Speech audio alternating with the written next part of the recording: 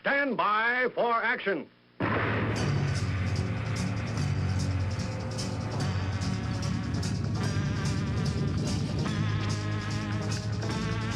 Thanks for joining me. My name is Dave Miller. I am the unpleasant blind guy.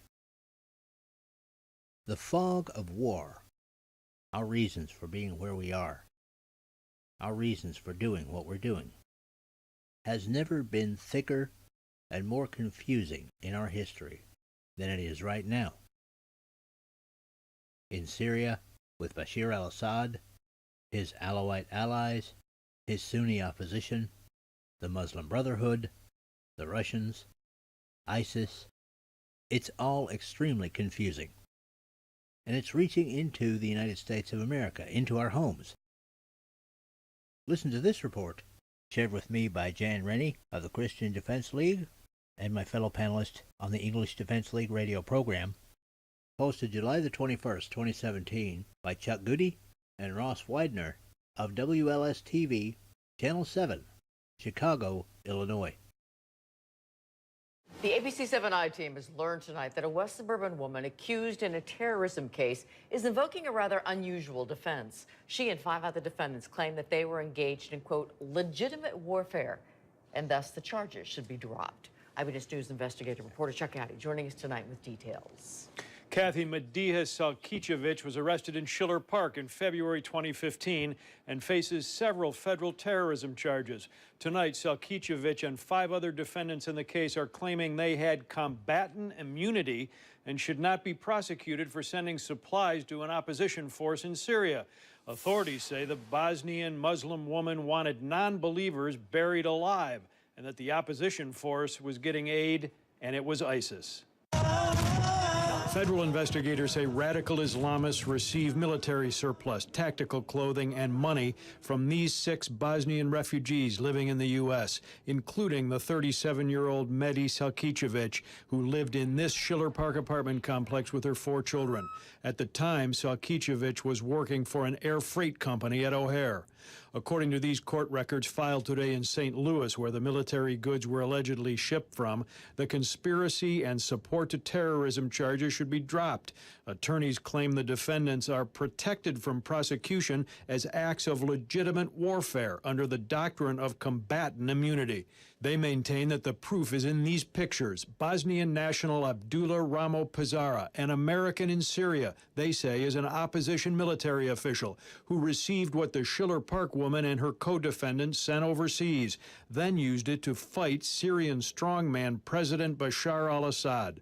Their claim is that since the U.S. is also against Assad, Salkicevic and the others are helping in a legitimate war and have combatant immunity. Investigators contend Pizarra is a terrorist leader and that anyone supporting him is supporting ISIS. Even as Pizarra's associates are facing prosecution, he may actually have been killed in the Syrian fighting.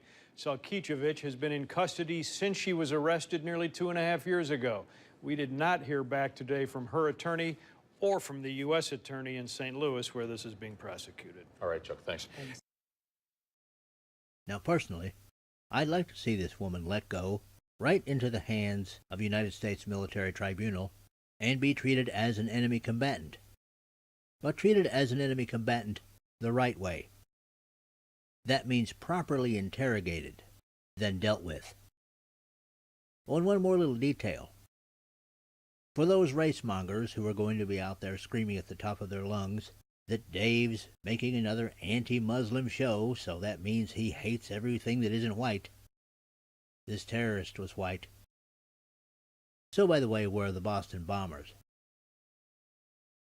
Islam is not a race. Islam has absolutely nothing to do with skin color. And this is more proof of it. Now, you're hearing enough spin from the fake stream media on the issue of Syria to run enough generators to power a small city. Assad's Alawite allies are abandoning him. Press gangs are going out into Syria and grabbing up people to put into their armies. Everything is in chaos and he can barely hang on. Oh, and by the way, he's evil. Well, let me spin some home truths for you guys.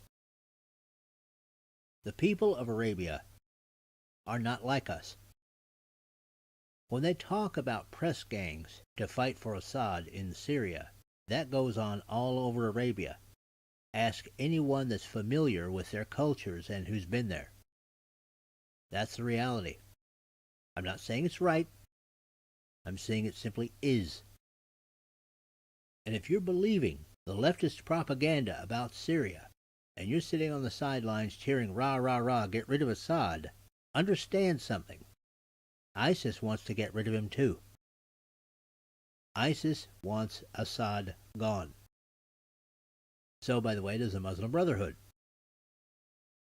You see, guys, as an Alawite Muslim, which is a minority sect of Islam in Syria, Mr. Assad and his Alawite allies, and even those who are Alawites and opposed to him politically, all understand one thing.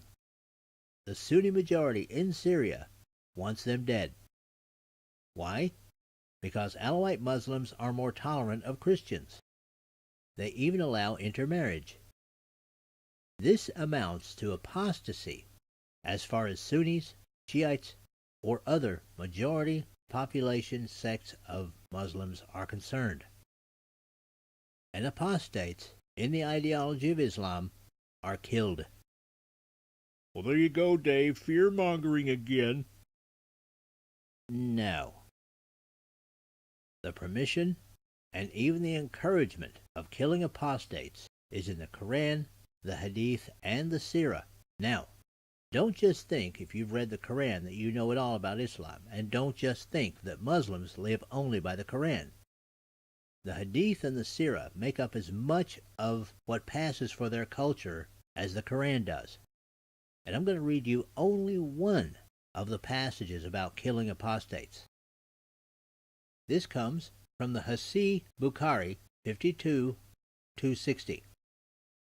The Prophet said, if somebody, meaning a Muslim, discards his religion, kill him.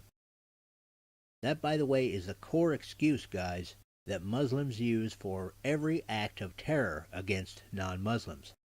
But particularly, they will use it against their own if they stray from the flavor of Islam that the Muslim in question, who is living by that passage, happens to subscribe to. You know all those quote-unquote Syrians that have been flooding into Europe, Canada, and the United States of America? All of those guys that are fit and of military age? You think they're Alawite Muslims? Nope. They're Sunnis. So when you read something in the fake stream media that says Alawites are abandoning Bashar al-Assad, think again. Some may disagree, but they all understand that with the Sunnis, Shiites, or almost any other sect of Islam, they are doomed. And I'll say here, guys, Assad is no angel. He has been ruthless in putting down unrest in Syria. I am under no illusion about that, nor should you be. But an Assad-led regime offers more hope than any available alternative to the few Christians and other minorities that are in Syria right now. In my opinion, we should encourage President Trump and our representatives from Congress to abandon any strategy of deposing, eliminating, or replacing Assad until a better alternative comes along. For the sake of the persecuted Christians and other minorities in Syria, we can't afford to be on the same side as anyone supporting ISIS. Now you can find all the stories and articles that I've used for this program at UBG Contact on Twitter. That's where you can contact me with comments, questions, show suggestions, awesome American suggestions. It is the main contact point for the show. And remember, I'm Dave Milner on Facebook, Connect with Liberty and the Tea Party community. And a Magador, that's Aggedor, on Gab. And now it's time for an awesome American segment. Oh yeah. Now I wanted to do this one the moment I found it. That's how cool it is. You guys remember when 3D printers came out and everyone thought they were going to be the end of the world? They thought people would be printing guns in their basement and the streets would run thick with blood. Well, that didn't happen. but this did. Give a listen to this report, posted and updated July the 18th, 2017, by Megan Yost, multimedia journalist for WTNH-TV, Channel 8, New Haven, Connecticut. Most people spend their retirement lying on a beach or traveling to exotic places, but not Bruce O'Donnell of Cheshire. He's using his extra time to help kids in need become more independent.